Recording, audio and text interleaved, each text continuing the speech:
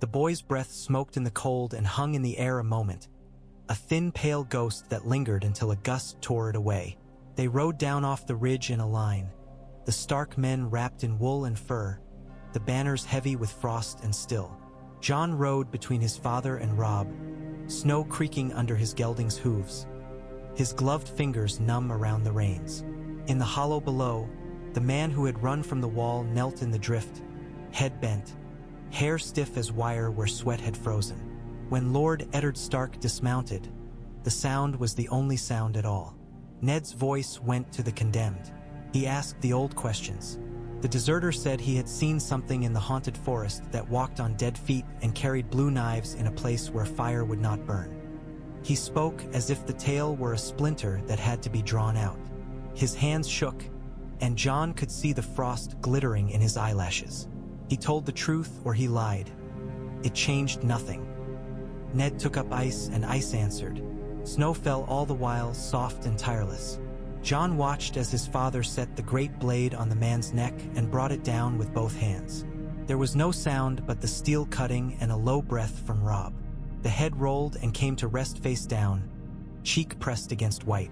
The body drooped and folded into itself. Ned wiped the blade on the dead man's cloak, and when he looked up, he looked first to Jon. "You know why I did it," he said as they rode away, the words low, meant for his sons alone.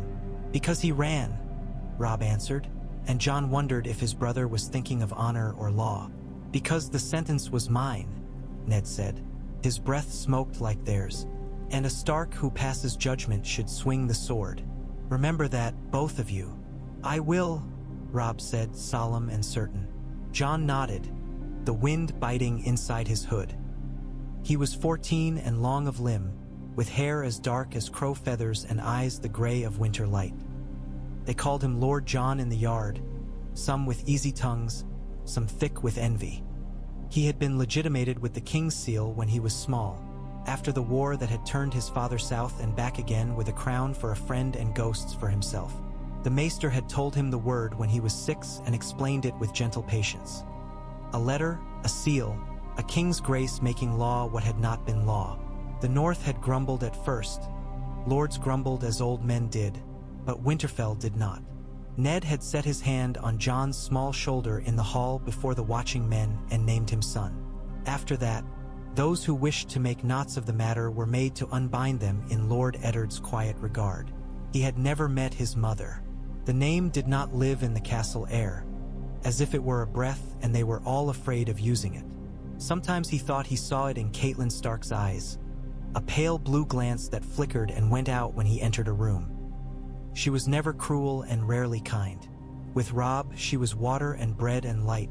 With Jon, she was a door that did not close quite all the way. Over the years, he had learned the hinge. The wind shifted and brought a smell that was not snow. The horses tossed their heads, and Theon Greyjoy's laugh ran out ahead of him. Gods, what foul thing is that? They found her by the tangle of a fallen oak, half buried under a skin of snow. The direwolf bitch was huge even dead, gray and white, her jaws locked around the broken horn of a stag. The antler had punched through her throat, and blood had run down and frozen into brown marbling. Robb went to one knee in the drift without thinking, his hand to the wolf's head as if to comfort her, and Bran, small Bran, whose smile the cold could not quite kill, hovered a pace behind, eyes wide and bright. "Dire wolf," Theon said, needless and smug. Ned came up to look, his hood swept back, his hair a dark pelt over the collar of his furs. "She's been dead a day." Something moved under the she-wolf's ribs, a sound like a weak spit against the edge of a pot, plaintive and stubborn. Robes Fasli. Pups. They dug them out with their hands, laughing when their numb fingers found the warm, squirming knots. There were 5 of them, blind and mewling, their ears pressed flat, their woolly coats damp from the den. They fit in cupped hands, and their tiny black noses quested at the air. When one snapped its needle teeth, Bran shrieked with pure delight and then looked abashed at his father, who only smiled. 5, Robb said, holding one against his chest. "As many as we are. As many wolves as Stark children," Jon said. without thinking of anything but the clean rightness of it. Theon scoffed. "If you count the girls," he drawled, and Rob shot him a look. Jon did not answer. He had bent to lift one of the pups when a patch of snow near the roots shivered open like a lidded eye. He reached and drew out a sixth. A small thing with a paler coat, ears edged pink, its eyes already open and as red as thawed blood. It made no sound at all, only regarded him with a grave, uncanny patience. "Another," Jon said, the quiet running up his spine. Ned stood over him, shadowing him from the wind. "A runt." "No," Jon said, and did not mean to argue with his father but could not help it. "Not with those red eyes on him. The others are 5 for the Stark children. This one is for me." "You are a Stark child," Rob said. "Some say I'm not," Jon answered. The truth of his mouth tasted like cold iron. He lifted the pale pup against his chest. It did not squirm. 6 pups for the 6 of us. Caitlin did not come to the yard when they brought the wolves home, but Maester Luwin did, and he shook his head until his chain rattled. Dire wolves grow large and hungry and wild. Their temper is no companion to a boy's. Ned watched the boys and watched the pups. "They will not be boys forever," he said. "They will be men of the North. Let them learn now what it is to protect and to be protected." His gaze went to Jon and rested there a heartbeat longer than on the others. 7 save us if you let that one in the hall," he added to Luwin, and a corner of his mouth turned with wryness that moved like a small flame across still water. Caitlin would have words. Jon carried the white pup up the tower stair in his cloak and laid him on his narrow bed. The pup slept without sound, a coil of winter with a red stare tucked under. When Jon reached to stroke him, the fur was as soft as morning frost. He would not name him until the name came to him, like the ghost of a thing that had been waiting all along. Winterfell filled with the smell of wet fur and the scurry of little paws. The stable boys cursed when the pups found their way into the hay, and Mikken swore when one gnawed the leather of a glove as if it were a fat rat. Arya rescued hers from under a bench in the great hall, laughing with hair in her eyes, cheeks flushed. Sansa named hers with solemn care. Bran walked his in a string, his small boots squeaking on the covered walk.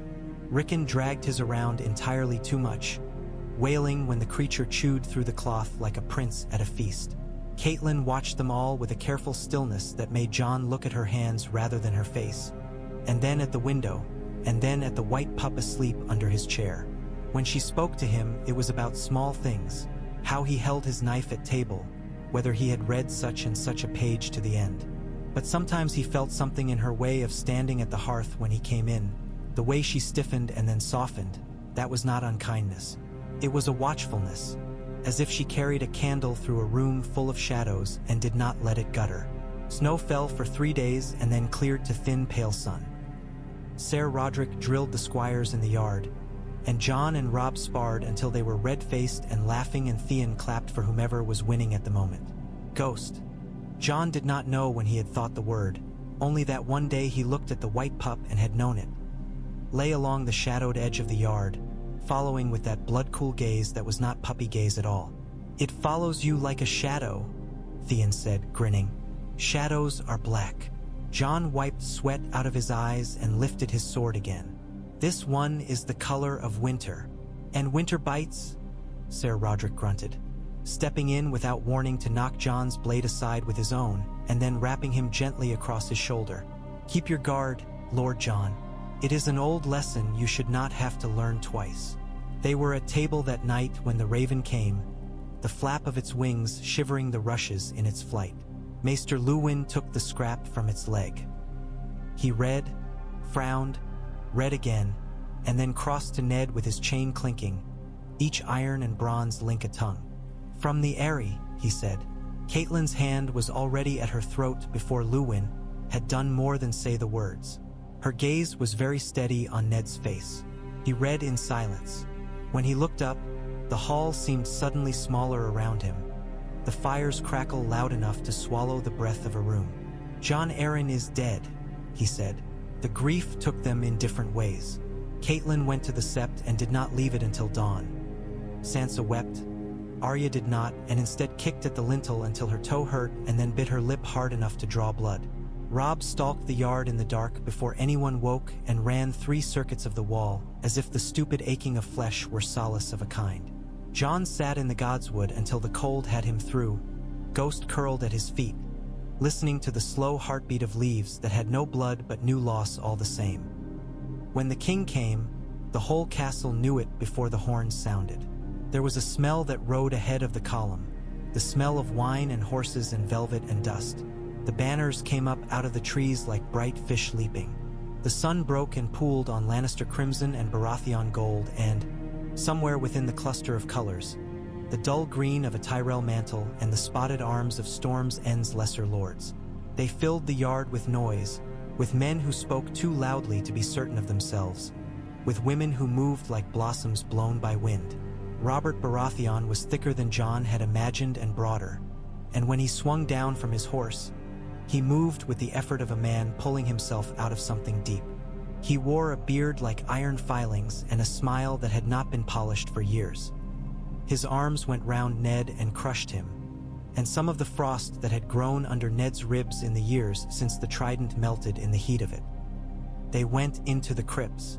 Jon was not there to hear the words the king said to the stone of a Stark girl who had died before he had lived.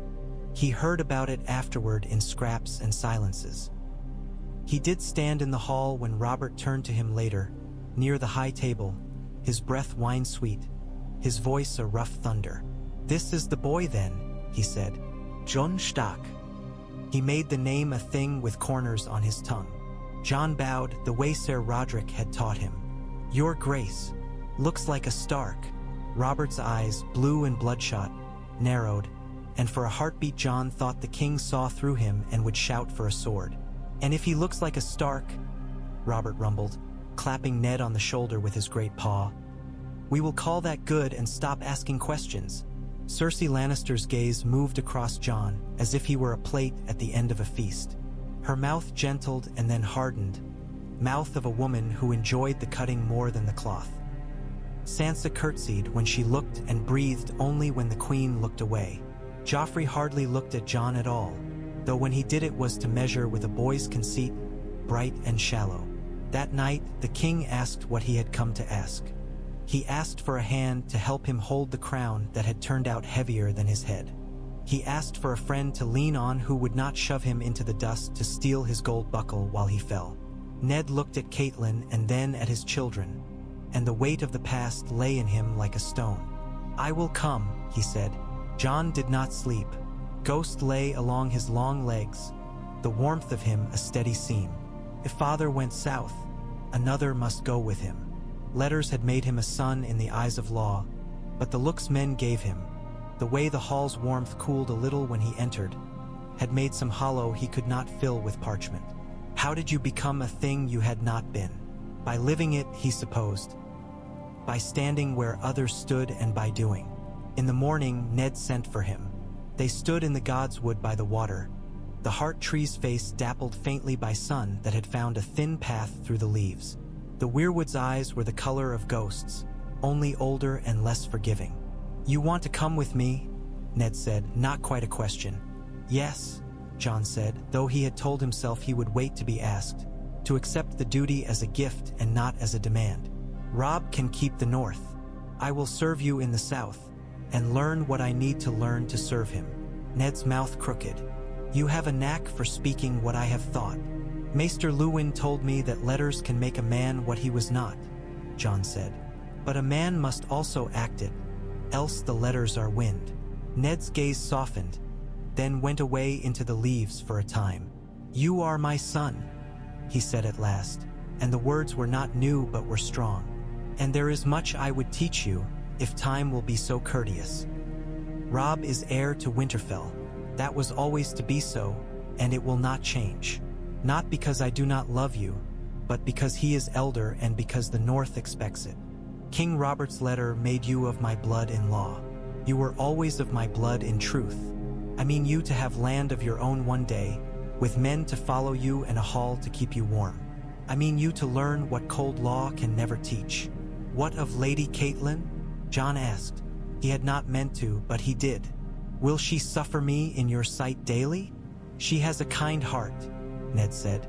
It has been taxed. Courtesy is balm for many hurts. If you will wield it, you will be courteous to her, and she will be courteous to you.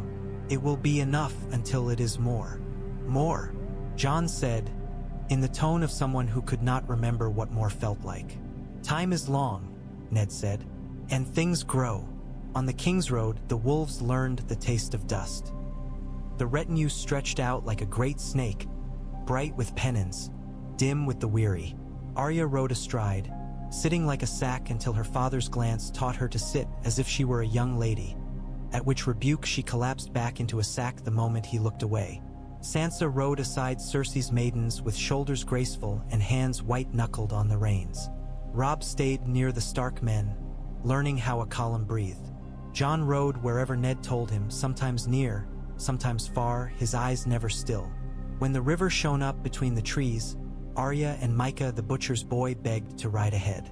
We'll keep to the bank, Arya said, with that pure assurance of children making new rules that must surely be law.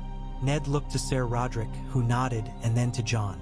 I will go with them, Jon said, before the words were asked of him. If somebody must be scolded, let them scold me first. Arya stuck out her tongue and kicked her pony into a heedless gallop. Jon let her go and then followed at a pace, Ghost loping behind with fluid ease, silent as thoughts. They found water and stones and a sky that had grown wide and merciful. Arya stripped off her shoes and stood in the shallows, yelping with delight, Micah laughing as if he had climbed a wall and discovered a secret garden on the other side. Jon let them be children for a few breaths. The road and court were already leaning on them. Joffrey found them that way. He rode in with the hound behind him, the light on his hair like a halo for a scorpion. He watched Arya let out a little war cry and poke at a clump of river weed with a stick as if it were some foreign invader, and sneered. What is this, Stark? He asked Jon. Training your sisters to play at war with peasants? My sister is playing at river, Jon said. And Micah is the son of a good man who cuts throats for meat instead of for sport. The hound's mouth did something that might one day have been a smile if it had not had too much burned away by the world. Joffrey flushed a pricked rose red. He looked past Jon to Arya and then to the butcher's boy. You, put that stick down. Address me as my lord. Micah looked to Jon, eyes wide, and then to Arya, who raised her chin and did not move. Jon put his horse between Joffrey and the children. My lord prince, he said evenly. My father gave them this hour to themselves. The king is my father, Joffrey spat, and something mean and old moved behind his eyes. Do you think I fear your lord of the snow? I think you fear nothing you should, Jon said. The hound chuckled low and brief. Joffrey lifted his hand as if to strike, then remembered himself with a glance over shoulder and lowered it, fingers twitching as if they missed the touch. Go to your tents, he snapped at the children, and Arya stuck her tongue out again. Ghost had come soundless to stand by Jon's stirrup, his red gaze fixed and calm. They will, Jon said, if you will go to yours. The insult went in like a barb. Joffrey's hand went to his sword hilt, and the hound leaned forward slightly, giant and patient, his face like a ruin. The moment stretched long enough to break. Jon watched Joffrey's knuckles whiten around the grip. He watched the boy's pride rise like heat over a fire. He also watched the way the light slid over the hound's helm, and he thought of Ned's hand on his shoulder under the heart tree. My lord prince, he said, as if he were weary of the taste of the words. If you must show your courage, do it in the yard before witnesses. Else you are a boy looking to bully children by a river, and I would have to report it to the king. He loves my father, as you know. Joffrey's mouth trembled. He swallowed whatever he had been a heartbeat from doing, and his eyes promised a later. Come, Sandor, he said, turning his horse. Let us fetch the girls to their sept and the butcher's whelp to his sty. There is an apology missed, my prince, Jon said. Joffrey did not turn. He rode away. The hound lingered long enough to look at Jon properly, head tipped as if seeing a thing from a new angle. You've a tongue that makes kindling take, he said. "Learn where to set it." "I'm learning," Jon answered. The south thinned the air in his lungs. King's Landing spread like a bruise along a yellow-brown shore. It stink a weight you had to spend the first day learning how to carry. The red keep crawled along its high rock as if it had grown there from a bloodstone seed.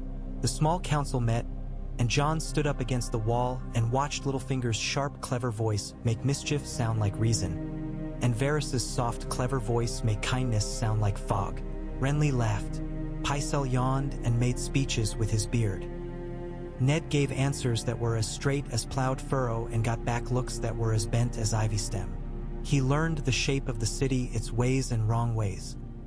He learned the street of steel and the street of flour, the smell of the fish market near Rivergate, the way a Goldcloak's eyes changed when a coin sat heavy in his palm. He learned to pay for what needed paying and to promise what would wait. He learned that Ser Jorah was a tree in a city of vines and that trees came to bad ends there. They found the last thing Jon Arryn had been looking for in Tobo Mott's forge. The smith admired the steel as if it were his lover and the prince as if he were a poor imitation of a man. He showed them a boy with black hair and blue eyes and a face like a coin from a dead king's purse. Ned looked at the boy and then looked at Jon, and Jon looked back without understanding. After, he found Barristan Selmy in the White Sword Tower, reading from the White Book with hands that had steadied more kings than this city had put to bed. The old knight's hair shone the color of winter wheat under a window's light. He turned the pages as if each were a wound that deserved gentleness. "Sire," Jon said, when the silence had grown respectful. "Lord Jon," Barristan said, "I have watched you in the yard. Your guard is better than your attack. That will keep you alive for a while. My father says a man should know what he cannot do better than he knows what he can. Then he should learn to do what he cannot." "A man should, yes," Barristan said. "Most do not." When the Lannisters sprung their trap in the street outside Littlefinger's brothel, the day had been too hot since dawn. Jon caught the first glint of polished steel from a second-story window that wanted to be a mirror and learned to hate mirrors on city streets. "Back!" he shouted, and Jory had already turned, and the world turned too, into a noise of iron and horse and blood. Jon did not see the man who cut Jory. He saw Jory's face go from surprise to sorrow to the end of faces, and something inside him made a small neat sound like breaking and then went cold. Jaime Lannister knocked the sword from Jon's hand with such casual grace it felt like being unbuttoned. Jon hit the stones hard enough to shout and then tasted grit. He lunged for his blade and found a boot in his wrist. A blade tip pricked at his throat and made a small pearl of red. "Yield, boy," Jaime said, smiling down with a smile that would have made women sigh if it had not been a knife. Jon did not look at the sword. He looked at the gold of the Kingslayer's hair and thought of the way gold melted when fire cared to ask. He spoke careful. "My father is Lord Eddard Stark, Hand of the King. If I die in a Lannister street in sight of Littlefinger's, you think Littlefinger sees?" Jaime's mouth twitched, and then he took his boot away and stepped back into sunlight, already bored, already thinking of wine. "I do not kill boys in the dust," he said, which was neat because it was mostly true. "Give my regards to your father. Tell him I will have the rest of his household before long, and maybe his head after." He left them with their dead and their wounded. Jon knelt by Jory and put a hand to the man's chest that did not rise. In that moment, the city felt like a beast with a million eyes, all of which were laughing. Ghost stood in the doorway, a watchman in white. They carried their grief home and set it down with the other heavy things. Ned's anger hardened cold. It did not flare, and that made it worse. He went about the king's business with a patience that was not born of mercy. When Robert came back from the hunt with wine in his beard and a wound under his ribs that smelled like something had gone bad inside, the city held its breath. The king told dirty jokes and made a will that named Eddard Stark protector of the realm until his son came of age, and then he died and left his friend in a pit of snakes with a stick that could not reach high enough. They met in the throne room. Cersei had gathered lions and men with empty shields. Ned had gathered gold cloaks and what little law the city remembered. Jon stood at his father's left hand and felt Barristan Selmy's gaze on him. A pressure like a hand on a shoulder. Janos Slint bowed and smiled and lied. The moment broke like ice under too much weight. Swords came out like tongues. Ned reached for the paper that had been a king's breath only a day before and met Cersei's eyes. "Tear it up," she said to him, as if she were telling a child to stop his silly game. And he did not, and the city showed them who it listened to now. When the gold cloaks turned, Jon had already seen it coming in the way Janos had kept his eyes on Littlefinger and not on Ned, and in the way coins had moved the night before like fish in a dark river. He moved first. He was not quick enough. The weight of the city fell on them with the sound of buckles and iron mouths closing. Men died whose names Jon had known all his life. Tomard fell bellowing, and Fat Tom was not funny ever again. Ned called to Jon. He did not remember the words and never would, but whatever his father had meant, Jon could not do. He did the other thing. He found Arya before the net closed. Syrio Farrell had already made a garden of broken stalks out of Meryn Trant's men. "Boy," he said to Jon over a shoulder, as measured as a bar of music.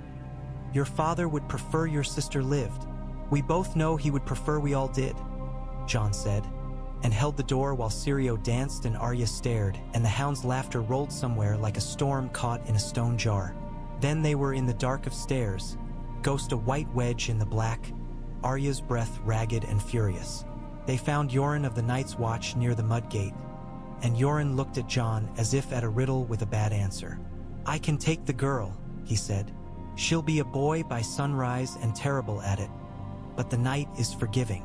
The city looks the other way for the black. Can't take you. Every hedge in the Crownlands would shout it at you. The Lannisters would pluck you off the road like an apple." Jon had already understood there was no good road left in the city. "I will find my way," he said. "Take her." He knelt and put his hands around Arya's face and felt the heat of her, the inexhaustible life of her, and wanted to weep from the sharpness of loving it. "Go north," he said. "Find Robb.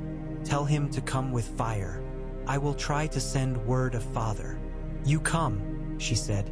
"I will," he lied. And she saw he lied and did not forgive him for it, but went anyway, because she had learned some lessons too early and too well. He did not leave the city that night. He left it weeks later, thinner and quieter, hidden in a wagon with the smell of onions in his hair and bribes stitched into the hem of a dead man's cloak. He left behind a sister he could not get to and a father in a tower waiting for a mercy that had no face he could bear to look at. He had tried to buy Jory's killers a death in alleyways and bought only bruises and a twisted wrist. He had tried to buy Janos Slint and found the price had already been paid. He had tried to buy time and found that the Lannisters had minted it in their own image. Ned Stark confessed a lie in the square of the Great September and called Joffrey king to save his child. The boy king smiled and had him killed anyway. The crowd sounded like the sea. Jon did not see his father die. He heard about it from a baker's boy and then from a sailor at the Happy Port. He went out into the alley behind the tavern and folded down against the wall and let the noise of the city dissolve into a high, thin tone that emptied him out. When he could stand, he looked south once, toward where the narrow sea was pretending to be a different sky. He looked north, to where Winterfell sat on the back of the world like something carved out of old bone, and began to walk. He found horse and men to hire, and then men who would not take coin but offered their spears because they had eaten in Stark kitchens once and liked the taste of the salt there. He found the black brother Yoren again near the God's Eye, and Yoren said nothing about debts or about the girl he had shaved like a convict. They traveled together 2 days, and Yoren pressed a scrap of paper into Jon's palm, written in a tight, precise hand. Alive, it said, headed north. The name on the bottom was no one's. It had the feeling of a room without furniture. Varys had many rooms like that. The Riverlands took what it was owed in fire. They slept in orchards where the fruit had been trampled under with hoof prints and wine had been crushed out of the apples into the mud. Men hung from trees in their shirts, and Jon cut 2 down because no one else would, and the weight of them surprised him a little less than it should have. He found a girl in a burnt holdfast with ash on her face like a lady wearing powder. She would not let him take her hand until Ghost nosed her fingers and breathed on them, and then she went with them and never spoke again. At the twins, The bridge rose like a pair of old teeth out of green water. Lord Walder Frye sat with his brood like a spider who had hoarded his own eggs and learned to fear the hatching. He blinked at John with a gaze like a shudder. "Which one are you?" he demanded. "The second son," John said, "legitimized by King Robert's hand, such as it was." "Second sons are trouble," Walder said, and then peered around him for better trouble. "Where is the young wolf? Where is Lord Rob? I was promised a lord to talk to." "You have one," John said, in a tone that did not change, though his heart had quickened at the name of his brother. "I have coin to pay you in coin and hostages to give you as surety. I have steel to give you smiles and war to give you frowns. I have a lord's word. You have a river that no one can cross unless you will it. Shall we learn the worth of these things?" Caitlin arrived on the morrow, wan with grief that had not yet learned to wear a face. Rob followed with his banners, the black and gray of the north like shadow prints on the water. They embraced in a space made small by armor. Caitlin's eyes went to John's shoulders and then to his face. She opened her mouth. She closed it. She took his hand. He bowed to her and managed not to feel like kneeling. Rob crushed him and then held him at arm's length to look. "Mother told me," he said. He did not have to say what. "I should have told you first," John said. "There was no first left to either of us," Rob answered, and that was a mercy that he understood. The Freys were as petty as their lord, which was a way of saying they were small and sharp and cut at any edge they found. They offered passage at a price that had too many items to count. They offered daughters with too many teeth in their smiles. They offered old grudges and new ones dressed as hospitality. Rob listened to them with a patience that John had not seen in him before. When Walder came to the most dangerous point of his demands, he looked to Caitlin and she looked to John. "If a Stark must wed a Frye to buy the crossing," she said, and her voice was steady, "it cannot be my Lord of Winterfell." John felt the river under his feet, the current taking him. In that long heartbeat, he saw Rob take a girl's hand for love on some later day and lose the North for it. And he saw Walder's thin mouth become a knife. He had the sense of standing on a narrow bridge with fog on both sides and knowing there was rock under it if he would but step. "I will wed," he said, and did not look to Rob or to Caitlin or to the boys craning their necks to see whether the great drama ended in kissing or killing. "Name her." Lord Walder blinked, and for a moment he looked like a turtle stuck on its back. Then he smiled with all his remaining teeth and a few that were not there. "Rosalind," he said at last, and the name was a small soft thing. "Rosalind is pretty and will put a son in you quickly, I do not doubt." John doubted everything except the necessity. He met Rosalind after the bargain had been written, and she was younger than the weight of the marriage. She had a little mouth and quick tears and hands that gripped his as if she had been thrown into water and he were a branch. He did not promise her love. He promised her courtesy and honesty, and she seemed surprised to hear that men gave those at all. They married on the bridge with the river trying to talk them out of it under their feet and winter watching with old eyes from the trees. When he laid his cloak on her shoulders, she trembled like a worked horse. When he kissed her, her breath smelled like apples and fear. The Frye women watched with their necks craned like geese. The men watched with their hands on their belts. Rob watched with a face that was both brother and lord and child, and Caitlin watched with a face that was only mother. When John drew back at last, she lowered her eyes in a way that had nothing to do with him and everything to do with the weight of their world. They crossed. The war began in earnest. At the Whispering Wood, the river had come to listen to them, and so had the trees. The air was wet and tasted like iron filings where the Fords cut their way to the ford. Rob moved like someone who had dreamed the battle and was now acting the memory. Gray wind ran ahead, his eyes green knives in the gloom. John rode with the vanguard, ghost at his stirrup, a pale echo of Gray Wind's fury. They fell on Jaime Lannister's column at dusk. For a little while, it was all noise and heat, and the world narrowed to things a man could do with his arms and legs and the big iron will behind them. John found Jaime by the yelling more than by his gold. The Kingslayer cut men as if he were removing two long branches from a tree he meant to shape. Rob went at him like wolf at bull, heedless, magnificent, death barely missing him by grace or luck. Jon put his horse in the way of a Lannister spear and lost the horse but not his leg. He came up limping in time to see the Kingslayer break Robb's guard and cut him along the ribs. If Jaime had meant the heart, he would have had it. He meant to paint, and Robb's blood made a pretty picture. Jon's sword bit at that moment, and Jaime looked at him as if he'd forgotten Jon existed. They met and bound, broke and met, and it did not feel like a fight. It felt like learning a language very quickly in a place where you would be killed for the wrong word. The great Jon came from the side like an avalanche and took Jaime off his horse bodily. Men bore them down. Chains hissed. After, the Kingslayer sat on a rock with his hands bound and his hair less like gold than like what a summer's field looked like after rain. He looked at Jon as if he could not decide whether he would have killed him if he could. "You've got a little sense after all," he said. "Not enough to save your father. Not enough to save your king from himself. Perhaps enough to live." "I do not need your measure," Jon said, but filed it away as a soldier filed the feel of good boots. He had learned something about the way Jaime moved, and he would not forget. They sent ravens to the north and to White Harbor, to the Umbers and the Karstarks and the Manderleys, and the ravens came back with men.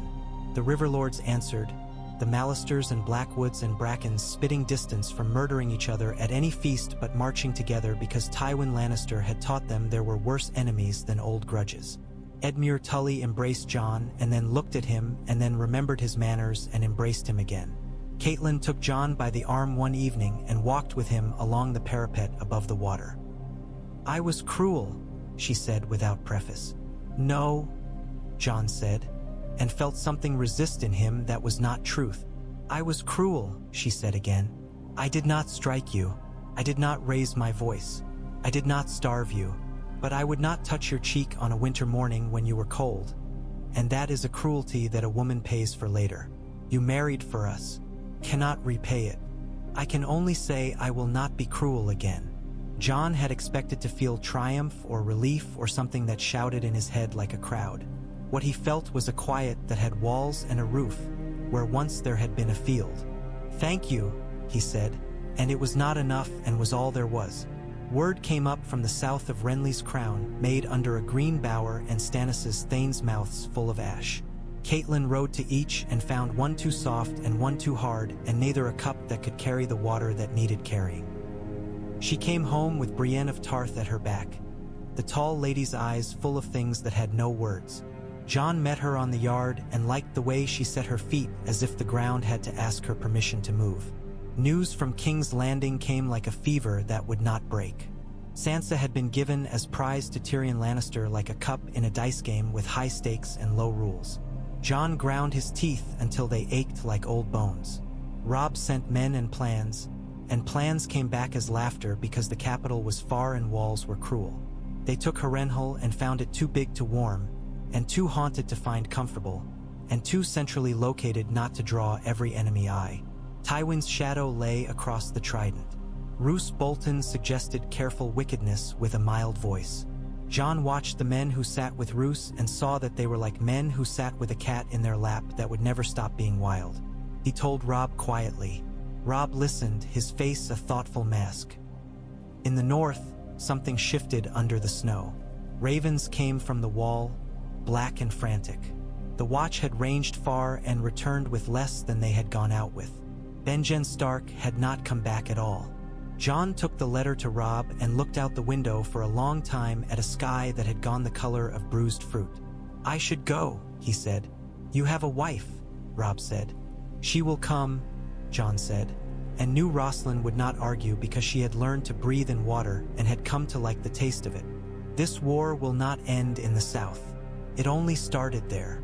Robb put his hand on Jon's shoulder, as if measuring what he would lose if he let him go. He counted and then nodded. "Take men. Take the great Jon. Take whomever you trust who does not owe the Boltons. Tell Mance Rayder if you find him that the North is what it has always been and that he cannot have it. Take letters to the old bear with my seal, and take what fire you can carry." Rosalind kissed him at dawn with the river making the only music and wept without sound until he had to go. Catelyn pressed bread and salt into his hands at the gate and whispered a prayer. I see Lyanna in you, she said, and John did not understand that and did not ask. Arya came out a door like a wraith with her hair badly cut and a boy's face. She had grown taller and thinner and more dangerous. She thrust a bundle into his hands. Bread, she said, and needles. She looked defiant until he laughed and then fell against him with her arms choke-strong around his waist. Bring Sansa home. I will, he said again, and for once he allowed himself to believe it. The ride north bit like knives. Ghost ran pale in the trees. The Greyjoy's booming laugh rolled ahead of them like a drum, and the men were hard as hunger. The ground went from mud to frost to old permanent cold. When the wall rose out of the trees, it was like a cliff of night with morning trapped forever inside it. Jon had seen it once as a boy and had spent a year since then in the yard imagining it and was still not ready for the weight of it. Castle Black crouched at its foot like a charcoal smudge. Jeor Mormont met him in the yard with a look that was a grudging blessing. So the Lord of Winterfell's second son has come to remember his vows that he never swore, he said. About time. Lord Commander, Jon said, and bowed as low as his knees would take him. I bring you men and steel and letters and a direwolf who does not eat food he does not mean to. The news in my pockets is poor.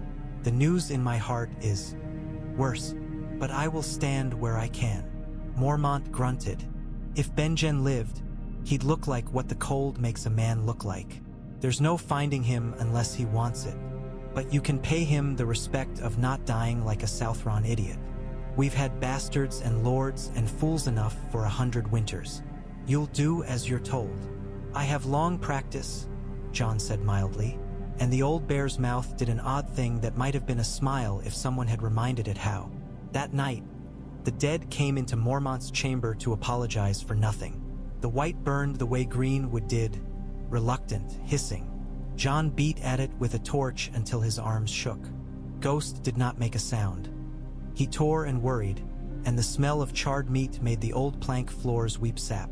After, the old bear looked at him through smoke and singed hair and handed him a sword with a grip worn smooth as river rock. This was meant for my son, he said. He found a woman and a spear instead, and good luck to him. You found fire when you needed it. Keep it. Jon turned the blade under the last of the torchlight and saw the ripples in the steel like a wind moving through wheat. He drew breath, and the name for the sword arrived as simply as a guest who knew the way to the door. Longclaw sat heavy in his hand and not heavy. It sat like something that had been waiting. Thank you, he said. The old bear seemed embarrassed by gratitude. They rode out with the dawn crawling up the face of the wall. The trees did not want them to pass, but the wind made them bow. They found men with blue eyes and no breath whose mouths still worked around the memory of hate. They found the fist of the first men and lost friends there that they had met only last night and would have liked to have known for years. They found fires that ate and would not warm. They found wildlings who looked at Jon and called him crow with the old contempt and then called him brother with a newer fearful warmth when Jon went among them without drawing steel and came away without their deaths. He met Mance Rayder where the trees grew thin and a hill looked north like a nose sniffing at bad weather. Mance's cloak was sealskin and laugh was quiet. He watched Jon as if reading a message someone had written across his face. This winter is larger than crowns, Mance said simply. We came south because the woods told us to, and we listened better than some. Let me through. Let them all through. The North has laws, Jon said. He felt the words like a rasp in his throat. He believed everyone. He believed none of them enough to ignore the child peeking from behind a woman's legs with cheeks cracked by cold. Laws can bend when they must or break when they refuse. Bend for me. What will you give me for the bending? Mance asked. You have a fine sword and a fine face and a fine wolf. I cannot bed them or eat them or wrap a baby in them. I will give you land, Jon said. Not the land you want, but land a man can put a hut on and sleep in when the snow comes, behind a fence that will be watched. Food through winter that will not run out before the thaw. Work for your strongest and respite for your oldest. I will use your boys where I can use them and not throw their bones to dogs in battles where we must not spend them. I will take your oaths to the Watch and my brother, and I will keep mine. And what do you require? That you and yours will fight with us when the cold men come all the way, that you will keep the peace, that you will be as proud as you can manage while swearing it to the men in black and the wolf in gray. If you cannot stomach it, Jon said, the woods will take your bones, and I will leave them to sing to the wind. Mance grimaced. You speak like a boy whose father taught him to throw sticks at the moon and expect it to yelp, he said. But you bring food and fire and promise men. It is a bitter thing I must swallow, but better than bones. We will go through. Some will balk. We will bring them with a hand as hard as yours. He held out his arm. Jon took it, and the pact was made not with ink but with winter's breath and a clasp that hurt. South of the wall, the war turned like a slow wheel. Stannis burned, and the city he attacked did not. The night watched the flicker from a continent away and did not blink. Tywin Lannister wore triumph like a second skin for a little while. Sansa did not come home, not yet. She learned how to be quiet in rooms filled with listening, and Jon ground down the inside edges of his teeth. Walder Frey stayed bought. Jon's marriage had held. His letters hung like weights on the old man's wrists. Roose Bolton smiled and found no moment to slide a blade between the ribs of the North. Theon Greyjoy came to Jon's council fire with his face white with shame and his pride held out like a wound. He had gone to Pike as envoy and had come back not at all, and then at last he had come back worse than that, and then he had been found in a ditch by men with stark leashes on their belts and brought in like a fox with its feet in a trap. I meant to be a prince, Theon said in a voice that wanted to be laughter. I meant to be my father's son. You have time to be a man, Jon said. It requires less theater and more long work. What will you have me do? Sweep floors? Fetch water?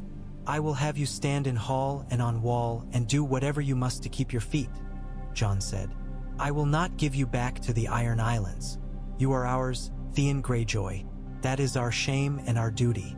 You will pay and be paid. Theon smiled without teeth, and for the first time Jon liked him because the smile looked like pain with dignity. When word came that Tywin Lannister was dead on a privy with betrayal in him that smelled like roses, the North's laughter was not kind, but it was honest. The war shifted again, all its balances little different and hugely changed. Cersei began a dance with wine for a partner and wildfire for the floorboards. Stannis turned north with a face like a mountain and promises like flint. He came to the wall and found Jon there with men who called him lord whether he had a black cloak on his shoulders or a gray one. Stannis measured him and found him useful. I will make you lord of Winterfell, he said, as if that would sweeten any Northman's tea and as if the tea needed sweetening. My brother is lord of Winterfell, Jon said. The North has a king. If you require men, I can give you men in the name of my brother. If you require counsel, I can give you that in the name of my father. If you require obedience, he said and smiled without warmth, you have come to a poor country. Stannis scowled, a mountain under thunder, and then nodded once. You speak like a man, he said. I prefer men to courtiers. I will use you and then curse you and then use you again. Bring me Mance Rayder's head. I have his hand, Jon answered. It grasps the hilt that is pointed north when I say so. It is enough. Stannis took enough. The wall survived because it had to, because men who had never liked one another learned to stand without stepping on their neighbor's toes for a little while. The first time Jon saw another, it was in the long blue twilight when the world seemed unsure of its own name. It stood without breath in the edge of a clearing and looked at him the way ice looks at the river it means to seize. Longclaw said a word when he drew it that Jon did not know but understood. Ghost stood beside him and then a step ahead, a white line. When he moved, the air cracked. The other came on like silence. Their clash was not like steel. It was like dropping a stone down a well and hearing nothing. Fire mattered. Valyrian steel mattered. Men mattered when they stood where they should and did not run, and men did run, and some were forgiven and some were not. Afterward, Jon sat with his back to a tree and looked at the gray light that had not so much returned as grudgingly crept into the camp, and thought that he should write to Robb and tell him things that could not be written. He would write anyway, and the ravens would carry a little of what could not be said, and that would have to be enough because nothing was enough anymore. In the third winter of the war that had not been given a name because names made things smaller and this thing was too large, Sansa walked into Jon's camp in a brown cloak, calm as a lake. She had grown into her face without help from anyone. She had found her way out of King's Landing through a maze with no floor and had not fallen. The Hound had been part of it and not part of it. A minstrel had been part of it. A spider had woven silk until it choked. She pulled back her hood and smiled at Jon, and he wept, and she took his head in her hands as if he were a boy had fallen in the snow and bruised his shin. They overthrew the Boltons in the Dreadfort because the Boltons had buried a blade in their own gardens and called it a rose, and the North had lost patience with the smell. The Karstarks came late and were given seats near the back of the hall and meat without bread. Walder Frey lived long enough to watch his sons die of a cough that had not been a cough, and someone wrote Jon a letter about it in a hand he did not know and did not care to learn. Rosalind bore him a son in a room with white curtains where the light was cold and merciless, and Jon looked at the child and felt the North inside him roll to make room. Robb held him and asked his name, and Jon said it aloud and thought he heard Ned's voice in the sound. In spring that had to be pointed to and named because no one believed it otherwise, Daenerys Targaryen landed on the coast of the Stormlands with fire at her back and a fleet that did not all belong to her and men who did and did not mean to keep their oaths. She sent letters instead of dragons to the north, and the letters were careful and well-made. Jon read them in a hall smelling of smoke and boiled beef. He did not tell Robb all that he thought. He told him enough. "That is far away," Robb said, and tapped the paper with his finger as if to test the quality of its lie. "Our war is here. Our war is everywhere," Jon said, and they did not have time to argue more before the next raven came with news that was either worse or better depending on what you wanted to be ruined. Time moved and dragged and leaped. There was a feast at Winterfell where old songs were sung without mockery. There was a day on the wall when a boy in black threw down his sword and took up a weaver's shuttle and went to the women's tents to make cloth that did not let wind through. There was a battle at Long Lake that left the ice looking like broken glass for miles, and men fell in and did not come up again. There was a baby named for a man who had been a traitor and a saint and had died quietly in the corner of a room with no one watching. There was a letter from Braavos that asked for gold in a polite voice and got it and then asked again. There was a day when Jon stood alone in the crypts with a torch and a memory that was not his while wax ran down the sconce like sluggish tears. He went to lie in a statue because he always did, because the room made a shape in his head that demanded that end point. He had dreamed as a child of a blue flower growing out of a wall of ice and not known what it meant. He did not know what it meant now. He put the torch in a ring on the wall and stood with his palm on cold stone. "I do not know your face," he said, and the words did not echo. "But I have carried you all my life." A hand touched his shoulder. Catelyn stood beside him with her head bowed. Her breath made a small white wand in the air when she sighed. "Ned used to come here," she said. "He came more often after the war and after the letters. He would stand and not speak for so long I wanted to shake him. Then he would go and be the best man I ever knew for another month, until something hurt him and he needed to come pour it into the dark. He loved her. He loved you. He carried the weight alone because he thought he must. Do not be him in that. Share the weight. I am here to take my half of it." Jon looked at her and found himself nodding. "He was good," he said. "Yes," Kat said, with a small warm anger that took the chill out of the room for a while. "And he was a fool. You do not have to be both." On a winter night that had gone on for years, Jon stood on the parapet and watched snow move across the field in long, slow waves like a white sea. He wore a cloak heavier than Sin's, and still he could feel the cold like a bite where the wool parted when he breathed. Ghost stood beside him, not shivering. Rosalind stood on his other side, wrapped in fur up to her nose, her eyes slit like an amused cat's. Below, men moved on the wall walk like patient ants. "Do you ever wish for a quiet life?" Rosalind asked, the words muffled. "I do not know what that is," Jon said. "Then you are luckier than those who do and are kept from it," she said. Her hand found his and settled there like a bird. "You carry so much," she added, looking sideways at him. "Sometimes I am angry at your father, though it is wrong, because he put so many stones in your pack. He taught me where to set it down, John said. He did not know if that was true. He chose to believe it. When the dead came again, they came with the certainty of tides. The north met them with iron and fire and the memory of old songs. The wildlings stood shoulder to shoulder with small folk who had never left their village before. The Karstarks broke once and were beaten back into their place by men who knew the difference between breaking and running. The Manderleys brought food that stayed good when it should not have, because Wyman had hired more clever cooks than he had gold to keep. The Umbers laughed in the face of fear until it started to laugh with them, and then they killed it for its insolence. The watch stood a little apart and held a black line that bent and bent but did not break, because it had been made to hold a world and it remembered how. John found the other in a hollow where the wind whirled like a dancer who had forgotten his steps. It tilted its head at him, studying him as if puzzled that heat could think. It came forward with the grace of glass sliding. He met it, and Longclaw drank a light that was not light and gave back a sound that was not like any sound the world was used to. The first stroke drove his arms numb. The second brought a flare of something blue-white that made the snow black. It lifted its blade to cut him in two along the memory of a life he no longer had time to live. Ghost leaped, and the other turned, and John moved the way Ned had taught him in the yard when he was 8 and thought his father slow. He stepped inside a guard that men used and monsters did not, and came up into the thing's reach and drove Valyrian steel through its ribs with an effort that began when he had been a boy sitting in a hall and seeing how men treated him and decided how he would treat them in return. The other shattered like hoarfrost when the sun finds it. The wind took what was left and made a small brief storm out of a dead man's malice.